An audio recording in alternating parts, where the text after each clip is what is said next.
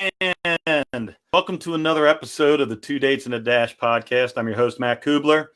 And once again, I have an amazing guest.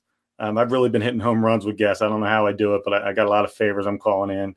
But I got my man, Danny Bader here, who I'll let speak in a second. But first of all, I'm going to once again dedicate a show. This time I'm going to dedicate this show to my police department, Collegeville Police Department. I don't talk much about my job because I have many jobs and I don't think anyone really defines me, but I'm very proud to be a member of the Collegeville Police Department.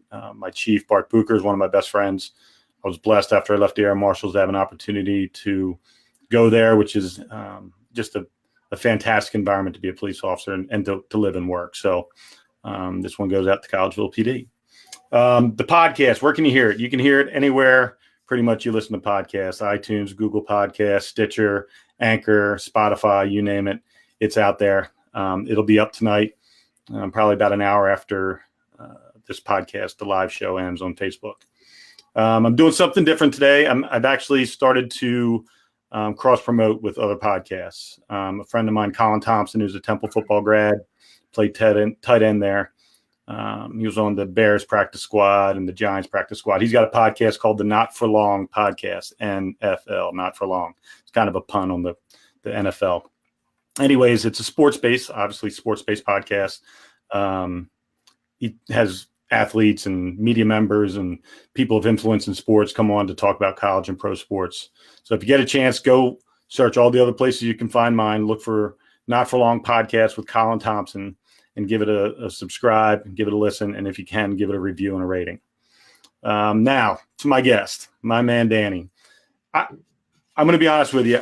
I don't get awed by many people, but his story is just phenomenal. And the fact that I had a chance to read two of his three books, which is two more than I've read in a very long time. First one that I read was I Met Jesus from Miller Lite, which was the best book I've ever read in that genre. Like the Bible is the best book I ever read, but this was a phenomenal book where I was actually sucked in and I could hear his voice telling the story. He's a Norristown native, class of 1981 from Bishop Kenrick, where my wife graduated from a little while later after that. She was class of 90. He's married to his wife, Lisa, got 3 kids. He's the author of 3 books. The first one he wrote, which was, all of them are fiction books, but they're based on true stories, which I think is fascinating, which we'll talk about. First one is Back from Heaven's Front Porch. The second one he wrote is called Abraham's Diner. And then the third one, which I mentioned, which was I Met Jesus from Miller Lite. He's the owner of a consulting firm called Jackrabbit with no vowels whatsoever, which we'll talk about. When I first read it, I'm like, man, I'm missing something there. But yeah, we'll talk about that. And he's a member of the Catholic Speakers, elite Catholic Speakers group at CatholicSpeakers.com. So without further ado, my man, my brother, Danny Bader. How are you, buddy? I'm doing great, Matt. Thanks a lot. It's great to be here. I look forward to hanging out and chatting for some time with you. You're doing a good job on this podcast. I appreciate that, man. And I know you've been a good supporter since I started this. And I know we have mutual friends in the local area. Just through Facebook, I saw that. But Denise Kovalevich, who is a good friend of mine. She's our publicist for my company, Max Out. And she's the one who actually first made me aware of who you were when I brought her into my world for the speaking side and the other stuff I'm doing. So that's how it's weird how the 6 degrees of separation life happens. And, it sure does. Yeah, she's a cool lady. Great lady. I'm just glad to have you on, man. I'm glad to be able to share your amazing story. I want to first, let's just deep dive into it. You're from Norristown. You grew up in the area. Explain to me what happened to you on the day when you were working on that ladder. And let's just go back in time and share what happened and how that immediately affected you. And then we can take it even deeper if you want. Sure. Yeah. So it was 1992, July 28th. And I graduated college in 85 and had some sales jobs and didn't necessarily like any of them. So I was trying to figure out what I was going to do. And I had lived in Aspen, Colorado, and then I would go down to Avalon, New Jersey, and just trying to figure out. So I was tending bar Houlihan's at King of Prussia. I'm sure some of the listeners remember that. Yeah, right. And I was also doing some roofing with two buddies of mine, Stu and Bruce McClay, two great guys. So Bruce and I are lowering a ladder, metal ladder, that we thought we were going to be clear of the electric lines. And tragically, we weren't. The metal ladder, it was a lativator or hoist. It hit the electric line by about 1/4 of an inch. So the margin of error was so slim, you know, which was hard to deal with after the fact. But we had a Pico line, a street line that had 8,000 to 10,000 volts of electricity in it. And it came down the ladder and went into me and went into Bruce. And, you know, it killed both of us. Bruce died that day, 36, wonderful father, husband, brother, just a great, great dude, man. And, you know, I did too. My body stopped, and there was a part of me that didn't stop. I'll kind of get into that story, but that's what happened. You know, Bruce was getting ready to go home and take his son Kevin fishing. We were talking about that. I was getting ready to go to Skipback Golf Course, you know, Skipback up there. And I was going to meet a few of my buddies and play 9 holes after work and have a beer or two. And then, you know, the world just changed in an instant. So what happened is the electricity came down, and when it hit me, you know, that jolt was just so tremendous. And in that nanosecond, I thought I've been shot or there was a nuclear explosion, because it was just this surge that was just beyond anything I ever felt. And then I had an absolute calm, is the best way to describe it. And I know you've read Back from Heaven's Front Porch, and anybody else that has or might want to take a look at it. It was so hard for me to write about what happened, because you're trying to describe in our English words, right, our human words, which was not a human event. It was just, it was crazy. So best way to describe it is I had a very, very peaceful feeling. I saw the other brother, Stu, coming down the ladder, right? Very calm, very peaceful. I saw him coming down, and I'm yelling at him, Stu, get Bruce, get Bruce. Stu, get Bruce. And then, you know, I wasn't, help me, save me, any of that kind of stuff. So if you're conscious, you know, in an accident, you know, from your police work, you know, if somebody's hurt, man, they're yelling, help me, save me, that help me, help me. But I knew I was dying. I knew I was dead. I knew I was crossing over, and I had that calm. So I was just yelling to him to go get your brother, help your brother. And then the best way to describe it, Matt, is my soul, which is my belief, right? My spiritual essence, energy, life force, whatever other people might have different thoughts than me, different beliefs. It left my body. You know, I kind of felt it leave my body. And I went to this, not in body anymore, went to this dark place, but a peaceful dark place, not an evil, angry dark place. I wasn't scared. And I had this sense of floating, but no longer in my body, just my energy, my soul. And it was joined with what I believe to be God, right? Our divine source of all this energy. And it was the most wonderful, peaceful, loving experience that I ever had, not of this world, of course, but in my consciousness, in my existence, you know, and it took me some time to kind of talk about this, because, you know, when it first happened and years ago, you know, it sounds weird, you know, talk about your consciousness and your energy and all this. You know, I was 28 years old, 29 years old and single. But now, you know, as I've worked through it, I absolutely know that was the case. And I had that proverbial choice to stay. You know, when people have an experience like mine, they know they can stay or go. I didn't see a light, you know, I didn't see a tunnel or anything. And sometimes when I talk to people, you know, they'll kind of get a little nervous, and they'll go, well, you didn't see a light? And I'm like, nah, I didn't see a light. And they're like, but a lot of people, you probably saw a light, you just don't remember. I'm like, nah, I didn't see a light, you know? And they're kind of laughing. I'm like, listen, you can have your near death. I'm having mine. This is what went down. Because people, and I get it, they're just nervous. You know, they're sitting there going like, holy shit, I never talked to anybody that died and came back before. So I had this choice, this communication, this cosmic communication. And that's why I call it Back from Heaven's Front Porch. Because if you think about it, if you're on the front porch of somebody's house, you're kind of there, right? But you know that there's further to go. And that's what I experienced then. So I expressed concern for my mom. As you and I, you know, we've talked, I have 8 kids in my family. I have a wonderful sister, or my oldest and my best friend, and then I have 6 brothers. So we had Snow White and 7 Dwarfs kind of growing up. Anybody from Norristown or West Norton, East Norton probably knows that. So I expressed concern for my mom and for my girlfriend at the time, who's my wife now, 25 years. And as soon as I did, I was back in my body.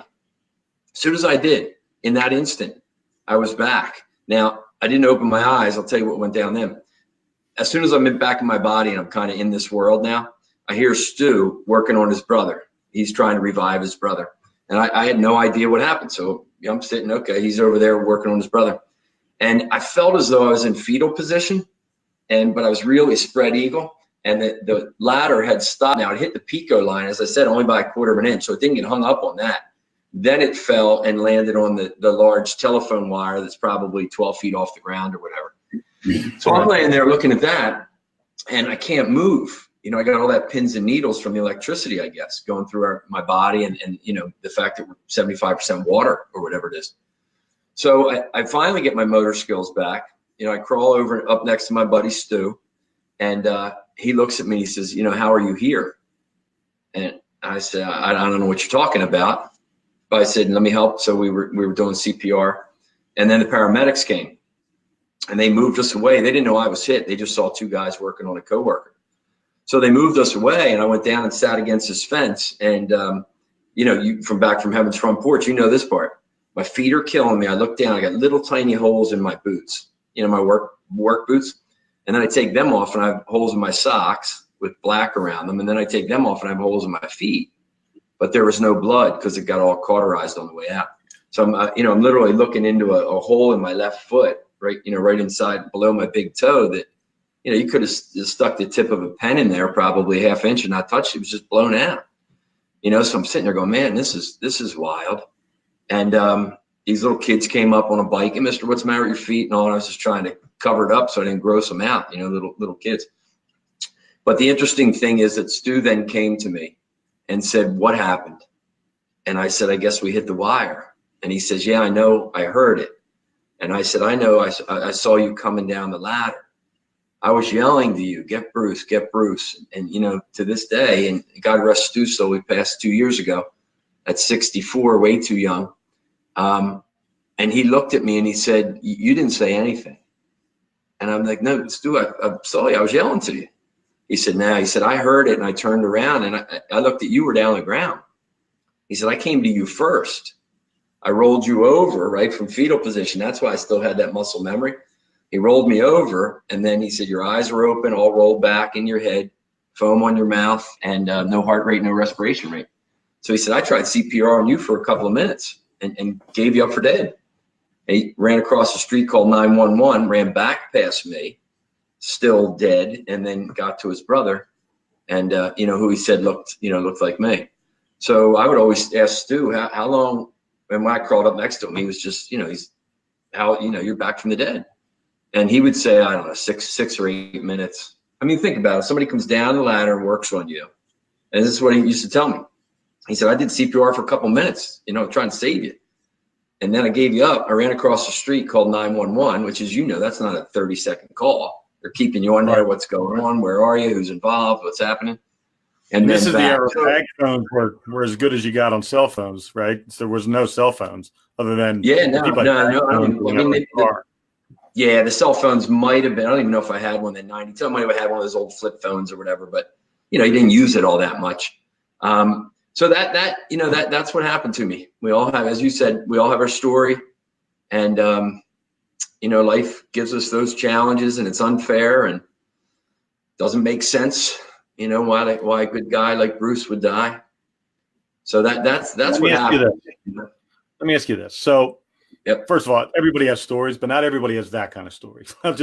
That is, even though I knew it, hearing you say it for the first time was insane. And yeah, I'm imagining the event of you, because I knew that, you know, when you were yelling to help his brother, that help Bruce, that mm-hmm. that was your spirit in your brain, in your spirit world. You were doing that, but you weren't physically alive to be having that conversation. And it's, you know, I've read books and I've seen, you know, talk shows and where people that have had similar type experiences, and it all starts with that first, you know, you have somebody saying that they died on the operating table, and you see the spirit above them looking down on their lifeless body and they're wondering what the heck's going on. And so Sure. I'm mesmerized by that kind of stuff. Now, Yeah.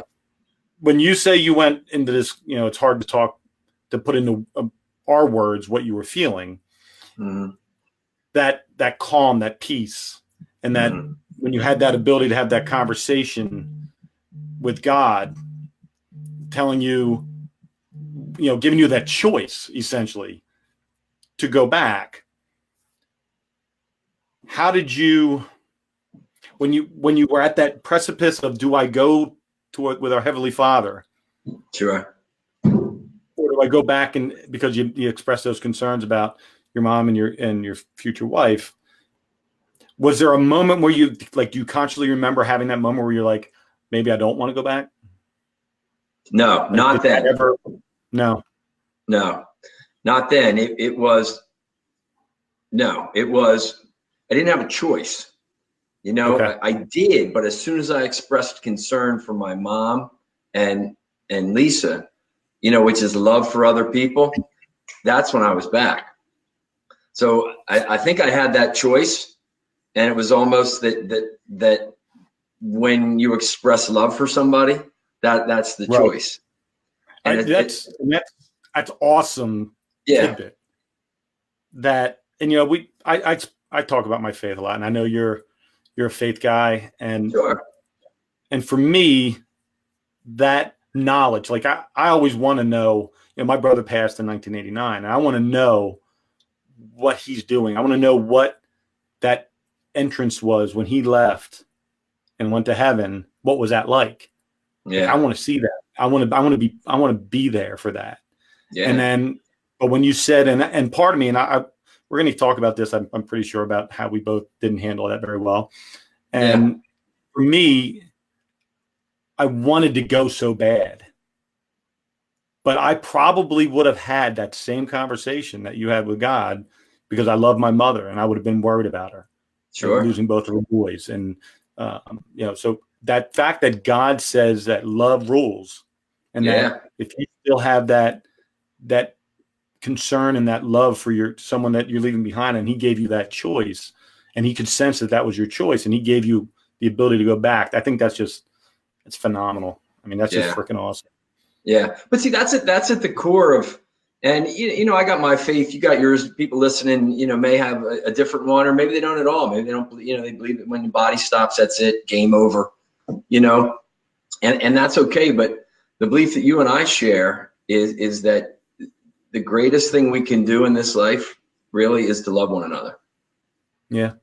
There's ancillary commandments and other ways of living, but that's really what it comes down to.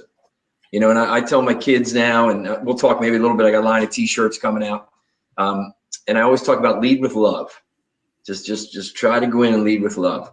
It's something I work on all the time. I'm not perfect at it. There's sometimes you get pissed off and irritated, somebody driving or whatever. But if you can just get back to that, man, it's a game changer. It's so true. I mean, I lived a very angry life for the 13 years after my brother died. Yeah. Where I didn't feel love. And it's weird. I didn't really think this was the way this was the direction we were going to go. And that's why I love my show. And that's why I love having awesome guests, because in my head, I kind of have an idea. Yep. So for me, when I lost my brother, I lost my purpose. And when I lost my purpose, I lost my desire to be who I was. And I was unable to love. I was angry at God for taking my brother. Just like you said, Bruce was an amazing guy, kids. And why was he alive and not me? Why did he die and I'm alive? And I had those same questions, and I left them unanswered for 13 years. Right. And I could not love. I was unable to give my wife love. I was unable to give my firstborn child love. I was unable to give anybody love, and I certainly couldn't receive it. Yeah. So with that being said, knowing how your story goes, explain to me how you felt after you got out of the hospital and you began to figure out how you were going to live your life without Bruce in it, and that guilt that you were carrying around. Being alive. Tell me about that. Yeah. So that they took, right after the accident, I went to Abington Hospital for I don't know, maybe 5 hours or something like that. And then they put me on the chopper and flew me up to Lehigh Valley, for the trauma unit, because I had burns and my heart was still doing something a little crazy, some residue or whatever. So I was in there for, I think, 10 days. And, that whole time, I got wonderful people around, brothers, sisters, my best friends, Joe and Pat and Jimmy Mack, and, all these guys, Robbie, Joe, Pat. I mean, just great people that were there to support me. But man, I was just out of it, in the hospital, and just very, very guilty, very angry at God. And was just trying to process that. And then when I got out and came home, both feet are bandaged up. I'm on crutches, so then you're going out. I didn't go out a whole lot, but then I started, people, my mom, and they're like, you got to get out, so then you would go out and people would look at you and what happened to your feet, so then it's like, you got to get back into it. So that was the hardest part. It was, you said when I had that choice, the proverbial choice in heaven and came back, the hardest part, because once I expressed the love, I came back. But then the hardest part was being here, because I had to deal with all the human emotions, all the anger, all the guilt, all the loss, all the heartache for Bruce's widow and kids, the blame, putting it on myself. So that's where my mom said to me one time, I remember, she said, it's like you're living to die again. And I said, where I was, Mom, with all due respect, I love all of you very much. That was better than this. And it's hard to tell the people that you love and love you, that you experience something even better than that. So it was really just to try to process all that. And then I just, had my struggles with alcohol and, some recreational drugs and, the weed and, you did anything to try to make yourself feel better. Mm-hmm. And, you'd wake up with the same big problem and a new hangover or something. So that's not the approach. If anybody's out there listening, right? That's not the approach. When I was in the Army, I did, and it was funny, and I don't know how you were professionally and in like when you had to put your game face on and go to work or perform. I was very good at that. I was very good at hiding who I was inside. And did you struggle externally? Did people know that you were hurting? Did people know that you were having such guilt and sorrow inside of you? Or was that something you were able to keep hidden from people for a period of time?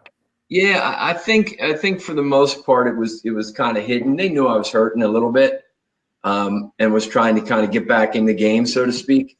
But I don't think anybody really knew the depth of what I was experiencing. And then, when you get to that dark place where you're just, a couple of days, I was, I don't know, 2 days away probably from buying that hose in the Outer Banks and sticking it in the tailpipe and just driving onto the beach and going to sleep, and I'm glad I didn't, but that's where I was, because you just. Let's talk about what changed that. Let's talk about how you got to the 2-day warning and how that changed. Yeah. Well, as we talk about, and you and I were chatting about Back from Heaven's Front Porch, the first book. So this is based on the accident. There's a young man named Jake in there. And when let me kind of just fill in, because you and I were talking a little bit before. When I started to write that book, I probably started to write that book in about 2002, 10 years after the accident. It wasn't published until 2012. Because I tried to write it like a story, just me, first person, Danny Bader, here's what happened. And man, did I just struggle with that. I struggled with telling the story. I struggled with, the loss of Bruce through all of that and all kinds of things. So somebody put me in touch with a lady down in Tennessee that was a writer and editor. And we had a real good conversation. And she said, why don't you just make up a story, make up characters? And I said, but then it won't be true. And she said, well, does it have to be true? I said, well, and it made me think, and she said, know that they can move through it. And they said, well, then it doesn't matter whether it's real or not. There's a large portion of this that's real. And you can tell people, if they ask, what part's real, what part's not real. And once I did that, and once I made up Jake and I started making up these characters, all the characters are based on people in my life.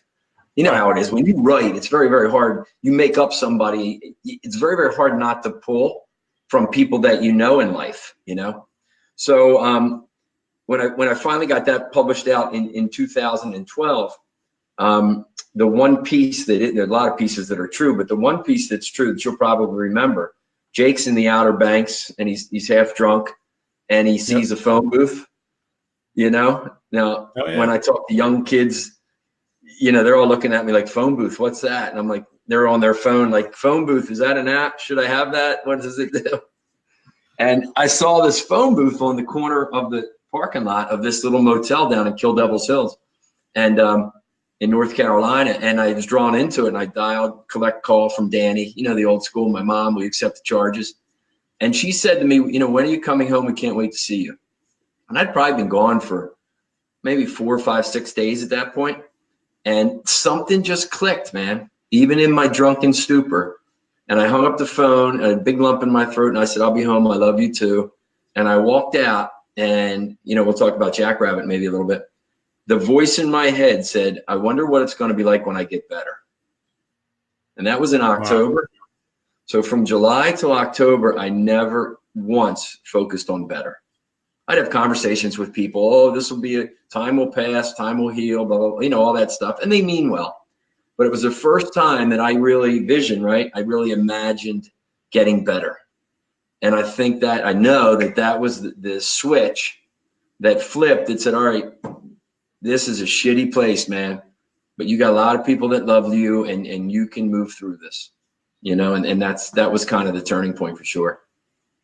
Now, was that, like I had my turning point, but was your turning point, was it so definitive to you that the clarity that then became the new Danny Bader, did that start that day and then the cloud just started to lift off? Or how did your transitional moment from being the person who's suffering to the person who's now forgiving and allowing himself to grow? Well, that was, the chapter, that was rock bottom.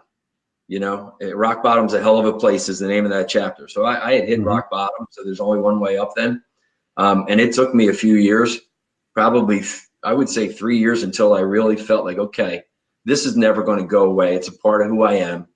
I share this history with Stu, but I'm pretty good now. I'm through it. But that was the point in time when I felt that commitment to say, all right, I got to get through this. So I went back to my hotel room. Next morning I got up, I jumped in the ocean a little bit, cried a little bit and said, all right, let's get in the car and go home, not knowing what I was going to do. Right. Scared as shit, but just saying, hey, you got a lot of good people back there. And it was probably the beginning, it was the beginning of a formation of a belief that I have in life that I write about in I Met Jesus for a Miller Lite, that it's an imperfect life. Because up to that point, Matt, I was 28 years of age. I had a really nice life. I lived middle America, went to Catholic school. I had braces. We went to Ocean City. Nobody ever got sick. I played basketball at Kenrick and I had a lot of good friends and I went to college and, my life was really void of any challenges. And then you get smacked upside the head like that, So I think that started to lay the belief for me. And it's something that I work with people a lot, that it is an imperfect world, and it just unfolds. I lower ladder into an electric line. Andy dies way too early. Your aunt, who was your aunt, Deneen, or who was Darlene. So I think that was the first time, I know it was for me to say, wow, man, it's a beautiful life, but there's some shit that we all have to deal with. But the key is that we can deal with it. We can move through it, I love that because just for people that don't know, this is literally outside of a quick phone conversation. This is the first time I've ever spoken to you. Right. At any level. We've never even met. Right. Similarities are crazy. And I've learned for me, and you can tell me whether or not you have something similar. For me, when I finally came to the realization that it wasn't about me, that none of this is about me. This is about what am I giving to everyone else? Yep. And I realized that everything in my life, every bad thing, and I had a really challenging upbringing, a complete opposite of yours. Sure.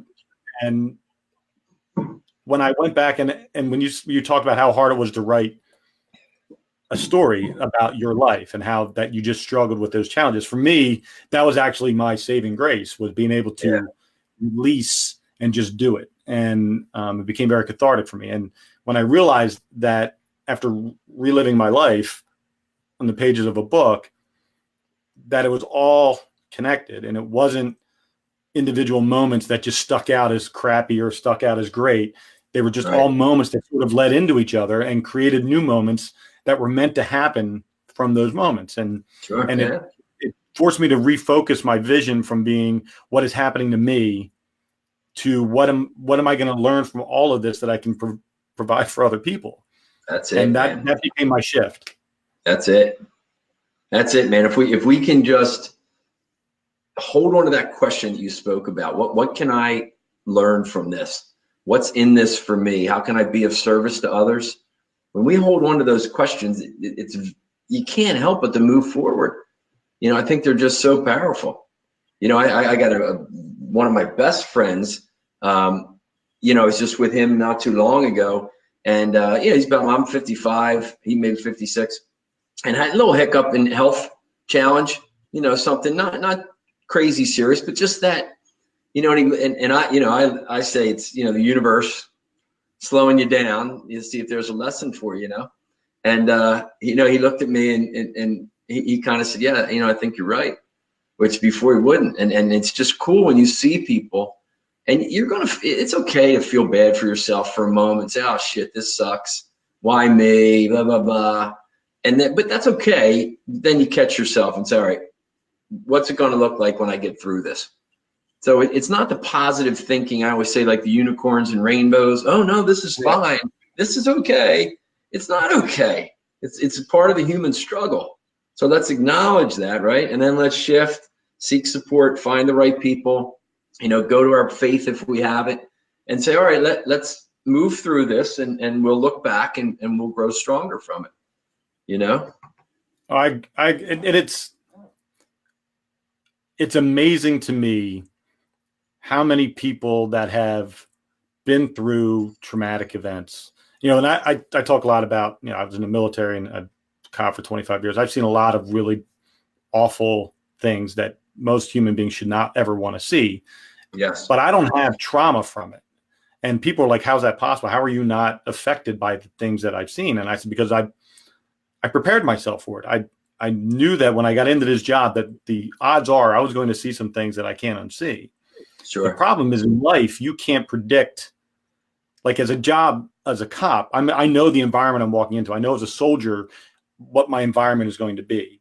It's in those environments when you're not prepared for what's about to happen, when it catches you off guard, that creates that trauma that allows your brain or your heart or your soul or whatever to not be able to cope and create those negative endings that, you know, the PTSD, the depression, the alcoholism, the drug abuse, the suicides.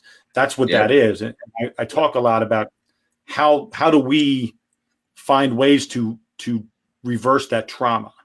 Sure. How do we, and it all goes back to reversing it from what happened to me and turning it into what can I learn from this and share with someone else. And the more I learn, the more you do good things for people and do good things in the world, the better you feel. Oh yeah. And it suppresses all that other crap that might be still in there. Yeah. And for me, that's what I use. Yeah, that's the key, man. That is really the key. And I think that what you said right there just kind of, you know, turn the flavor of our conversation, so to speak, you know, because we've been talking about some of the dark times, you know, but for the folks listening, I think, you know, what is it? What is key for us to move through them? You know, so I think one of the things you and I talked about, you know, vision is so important. So I'll post on Facebook, probably go up today. Now, probably go up tomorrow, the next day. a 9-minute video where I talk about developing vision, which is one of the core principles for Jackrabbit. So Jackrabbit is Jackrabbit because of all the animals in the animal kingdom, the Jackrabbit has really good vision. Its eyes sit back on its head and high up. So if I'm a Jackrabbit right now, I can essentially see my whole office, right? Ceiling, back, sides, and that's good awareness for people, right? So when I was thinking about what am I going to call this little company of mine, vision is so key for me because in that phone booth, when I said, what's it going to be like when I get better? That was vision. So for anybody listening right now, if you're thinking about 2019 and this year, if you have not yet gained clarity and developed a vision for yourself, you might want to take a little look at that 9-minute video that comes out. I go through an exercise where I write a letter back to myself. I learned it in 2006 or 7 when I was at coaching school in Santa Barbara. And it's usually, I write it in my Outlook calendar. So it's an all-day event on Friday. And if it was printed, it's probably 2 or 3 pages. And it's that letter back to myself from December 31st of this year that says, here's all the things that happened for you in detail with my health and finances and family and career and relationships and roles as a father and a husband and a writer and another book and workshops that I'm going to. So it's your whole year predicted out as if it's going to happen. And it's pretty powerful when you get that because it gives you a lot of clarity, gives you a lot of inspiration. You want to write it in detail, past tense. I won't get into it too much because that video will be up. And it's called, I think it all begins with vision is what it'll be called. So anybody listening to this, you and I in our podcast, right? Mine's 11 minutes to inspiration. We want to challenge people that are listening to say, hey, here's some really strong principles that are applicable in our world to create what you want. Do you agree with that? Most times people are going to go, yeah, that makes sense. And then the challenge to them is, what are you doing with that? Or are you just bitching the fact that you hate your job, but you got to stay there because, you're making money and you got benefits? Well, that's what's going to happen. I've challenged. It's funny because I've spent, people question me because I've worked 100 hours for the last 10 years a week. Mm-hmm. I have a company. I train clients. We build equipment. I mentor kids. I'm a cop. I do all this stuff. And people are like, you can't be great at any one of those things. I'm like, and I'm aware of that. I'm not blind to the fact that I can't be everything at all times and be great at it at all times. I know that. Right. And I've been for a long time trying to push the rock up the hill. And I would always every year set time-stamped expectations on my year. I know exactly what I want to do that year. And right. I rarely ever don't achieve most or all of my goals. I just don't always achieve them in the time frame in which I had already predetermined for myself. Like by June, I'm going to do this. By this date, I'm going to do that. A lot of the things I want to do have transitional components to it, meaning leaving one job and going to another job. And a lot of those things are not within my power. Right. And I learned this year through self-reflection, through counseling from some friends. I need to stop putting dates on things and just continue to let God do his work within me. Cool. Keep pushing myself in a direction that allows me to help people in all the areas that I am currently working 100 hours a week in. Mm-hmm. And at some point in time, God's time will say, this is the date that you change. And it's not going to be me having this stressful moment where I go, am I going to put my family at risk? Am I going to, lose my house if I quit my police job, which pays all my bills and has my benefits and my pension, to go pursue X? God's going to tell me when it's time because it's going to present itself in a peaceful way that allows me to just choose. Yeah. Kind of like when you went to Heaven's Front Porch. Sure. It's going to allow me, I'm going to allow that love inside of me, that desire to be great in another capacity to determine that. Yeah. Yeah. I think, one of the principles of the 5 principles in Back from Heaven's Front Porch, another one is to be still. So I always say it's often in the absence of sound that we hear the most. So I certainly wasn't insinuating there are people, if you have a job and you're making money and you got benefits, but you hate the job or you hate the people you're working, I'm not saying quit tomorrow. It's not my position to say that. We got to take care of our worldly needs and provide for our families and all. But I've seen so many people that realize that this is not where I want to be. They start to envision another job another career with money and benefits, and they go create it, and they go, wow, rather than just settling for where they are. So, it's that stepping off of how do we, especially in a career perspective, if you want to create a new career, sometimes it's that stepping off. But I agree 100%. Shifting your mindset, your attitude, you can make the workplace better than it is. For people who are in there, unless there's some type of abuse going on or something, most times it's our perspective of how we see it. And so if somebody's at work and they're having a shitty morning, I guarantee if I take them down to DuPont Children's Hospital, we get a cup of coffee, we just sit in the lobby. When they go back to work, it's not near as bad as it was. Right. And I trust me, there's many times where I need to do that myself. When Danny gets into that, oh, woe is me, it's not working out. Why isn't that client bringing me in for more work? Now they tell me the budget, and you stop. So I kind of know the principles that we need to apply in human life to create what we want. I'm not perfect at it, but they've been around for a long time. I just put Danny's spin on it, called it Jackrabbit, and tried to write it in a simple form because I'm like you. If it, for me, and I just got a good email the other day and had a quote, if it's not simple, there's a higher likelihood that it's bullshit. Isn't that a good one? I saw it I get this email from a Stoic, Stoicism, the philosophers, Marcus Aurelius and all. And I saw that one and I said, that's right on, man. So that's why in my work, and even in, I met Jesus for a Miller Lite, with all that gang, with all their struggles, just try to keep it simple, man. Well, I stole something from you, and I'm proud to say I stole it. I get asked to speak with teams and sports teams and stuff like that. And I recently spoke at Reading High School for the boys basketball team. Yeah. Good. And I never know. I've never planned the speech. I don't know exactly what I'm going to say when I say it. I know what my heart wants to tell them, but how I deliver that is always pretty fluid. Kind of like this conversation.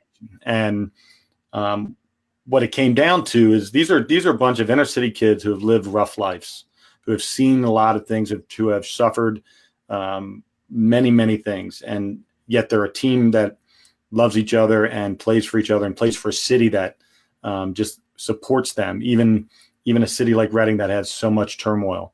Right. And we talked about, who has who's back, and because my company's called I Got You, and it's obviously it means I got your back. It's no matter what. And I said, whose back do you got? And then it just sort of flowed. And I said, well, do you believe that, or do you just? I said, let's talk about faith. I said, do you believe that they have your back, even if you don't know for sure that they do? Right. And everybody's like, yeah, to a man. And the coach said, I don't always know that my freshmen have my back. And this is the head coach. And I said, okay, coach, explain. And he says, they don't know yet the love that we have as a team because they're new. Mm-hmm. They're not allowing themselves to become part and integrated. And I said, well, coach, that's because they don't trust yet. I said, faith is believing in something you can't see and hoping that it's true. Mm-hmm. Trust is knowing that thing you don't see is 100% true. Yeah. And so I feel that from I met Jesus for a Miller Lite, because that inspired me to think that way. And that's the thing. If I learned anything from that from that book, it was that shift in thinking from faith to trust. And I thought it was brilliant. And I think that made the whole book. Oh, good. Thanks. Yeah. That word hope, is, even when you say it, I hope things work out. I trust things are working out. For me, it's just a much more powerful word, so I just make that shift. And, in the book, I just write the books. I put a message out there. I offer it to people. By no means do I want to be in a role of expert where I'm telling you, that doesn't work. I think the best way for us to be vehicles to support people on their transformation is slow them down, try to get them a little more conscious of their thoughts, their approach to living life, bump them up against some other things maybe, and see if they go, maybe I want to go experiment with that for a little bit. And that's all. That's the best way, I think, to be of service to other people. Telling it's a tough road. I posted there's a lot of people in our world, in our world of the speaking world, of the consulting world, whatever it is we're in, this aura, who are all experts in everything. Sure. And have, I get more Facebook, Instagram messages, emails from people who we've connected on, who have the answer to everything that I'm searching for.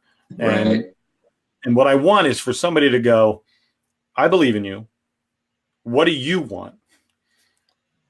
Here's what I've done. Can I help you with any of that knowledge? Does any of that resonate with you? And if so, let me help you. That's really all I want in this world. And I think that's all anybody wants. When I mentor kids, I tell people don't understand what a mentor is. A mentor is simply a person that believes in another person so much that they then believe in themselves and believe in you back. That's the cycle there. I'm not an expert. When I mentor kids, I'm not an expert in anything, but I believe in them so much, and I want to help them become whoever it is they become.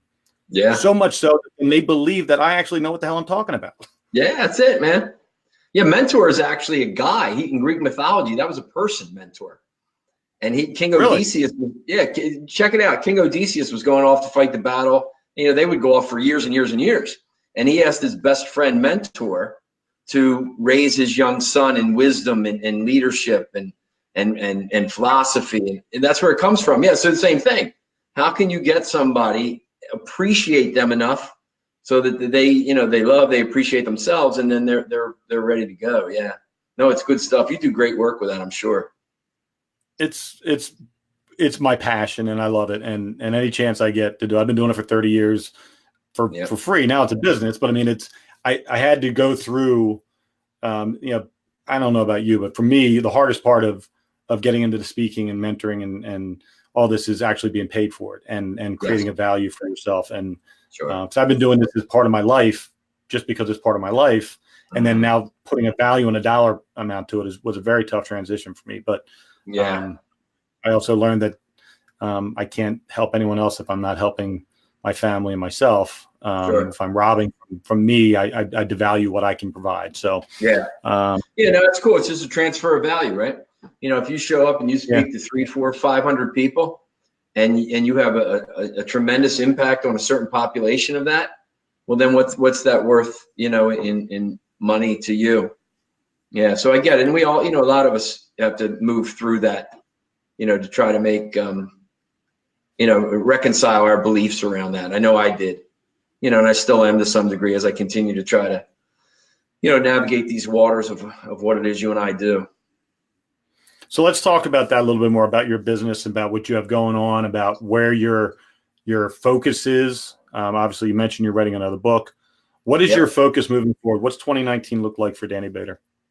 Yeah, thanks. So, so the business that I've had for the past couple of years, my own, the primary product, I guess. So I do a workshop called Managing Yourself and Your Stuff, and it's done mostly in corporations. Good point. Right. So Lincoln Financial, Wawa, Marriott, Ritz-Carlton, Merck, Adidas, and Reebok. I've worked with a lot of wonderful corporations, and I'll go in and do that workshop, and it's a combination of managing your stuff. So I'll go in with people on Outlook, because I used to work for David Allen, real great guy, great thinker. He wrote a book called Getting Things Done, GTD, all around productivity. So I learned a tremendous amount from him. So I go in and I kind of teach a little bit of Outlook productivity based on how people think about their workflow. And then managing yourself is I take them through the 5 principles of Jackrabbit. So we talk about stillness. We have them write a vision. We do a little exercise on their beliefs and their mindset. We talk about seeking support. Where are you getting it? Being support. And then evolve. How do you have that learner's mindset, and how do you move through things? So it's thankfully, it's a pretty well-received workshop.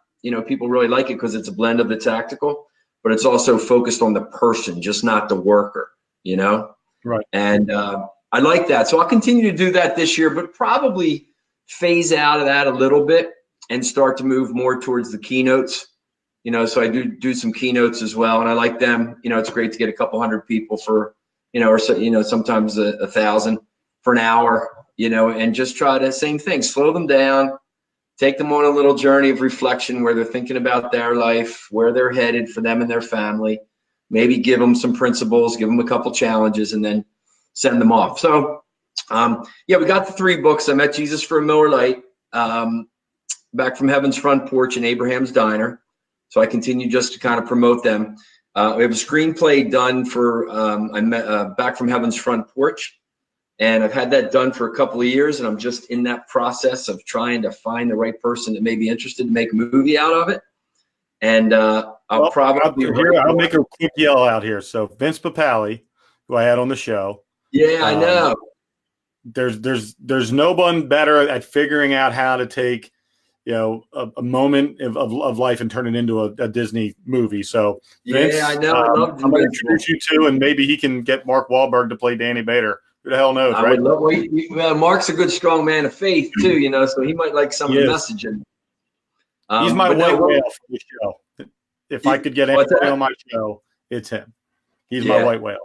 Yeah. Good. Well, I'll put some energy on that for you. So I'll probably do some writing, screenplay on that. Abraham's Diner would be a great little Hallmark or Lifetime, because that's just about 110-page short little book, 2 hours or 2-hour read. It's about a stressed out executive named Patrick that's losing his way. He moved to California, to go surfing with his sons and all. They're not doing that. He's working too much. His wife, she got a nice Range Rover and a house in Orange County, but she's ready to say, I'm out of here. This is not what I signed up for. So, just try to, Abraham's the guy that owns the diner, and he kind of slows Michael down and shifts his perspective and says, listen, you can have the corporate success and the money, just make sure everything else comes along with it. And so that could be a good feel-good kind of 1-hour Hallmark movie or something like that. And then I'm working on a 4th book. I don't think it's going to be a story. It's very easy for me to write with characters, but I think I might just write one that's a little more, of my thoughts about some things, and I'll bring in some science and all. And it'll probably be around, focus, fulfillment, inspiration, but trying to be real tactical with some good takeaways, not too much fluffy, bullshit stuff. Right. So I'm working on that now, and, just continuing to try to refine my brand and, just make sure that I can show up and offer people something that supports them towards more happiness and more fulfillment, on their journey, because we're all on our own journey, You're not lying. And I can't wait to read Abraham's Diner. Just like I said, I got 2 out of those 3 read, and that was a monumental task for me to be able to. That's fine. You got a lot going on in my brain. But both your books were amazing. I'm sure Abraham's Diner is just as good. Thank you. Where can people find you on social media, on websites, or anything like that? Right. So DannyBader.com is the website, and then the books are all on Amazon. And then I've got YouTube, a whole bunch of videos out there. They can just click around, short videos talking about different Jackrabbit principles. Facebook, a lot out there. Instagram and Twitter, I'm not doing too much. I have accounts, but not too much. So probably, the website, the Facebook, and the YouTube. Yeah. Awesome. Well, here's the deal, dude. I could do this for another hour, but I'm sure we're going to have people that have other things they need to do tonight. Sure. I am blessed to have had you on this show. I didn't know how this was going to go. I didn't know where the conversation was going to go. I loved every second of it. I appreciate your insight. I appreciate your heart, and I appreciate the fact that you're a man of faith and you're not afraid to talk about that. And I think in today's world, we have a lot of people who are unwilling to be out front with that. And, we both struggled with it. We both were with God, left God, came back to God, because there's a compelling reason for it. And it's because you went and you sat on the front porch of heaven. I want to get there one day, but until we both make that final journey, I want to make sure that the life that you live and the life that I live has meaning. And that's why I named the podcast 2 Dates and a Dash. We're born, we die, and what you do with that dash is important. And you're living the shit out of yours, and I appreciate that. Thank you, man. For everybody else, please go buy his books. Once again, Back from Heaven's Front Porch, Abraham's Diner, and I Met Jesus for a Miller Lite. All 3 of them are must-reads. Give them away as gifts. Go to his site if you are a person who owns a company, or anybody that owns a company that needs someone like Danny to come in and inspire and teach them things that maybe your staff needs, call him, go to his website, book him. I am so thankful that we had this hour. I can't wait to download it and actually listen to it again. And it'll be up tonight on Anchor. Within the next 24 hours, it'll be everywhere else. Facebook will have the video, and then I'll upload it to YouTube as well. So God bless, brother. I appreciate you. Have a great night and have a great week, and we will connect again soon. You got it. Thanks so much, Matt. Yeah, we'll grab lunch soon. Everybody, thank you for tuning into another edition of 2 Dates and a Dash podcast. I'm your host, Matt Cubbler. Once again, my special guest tonight was Danny Bader.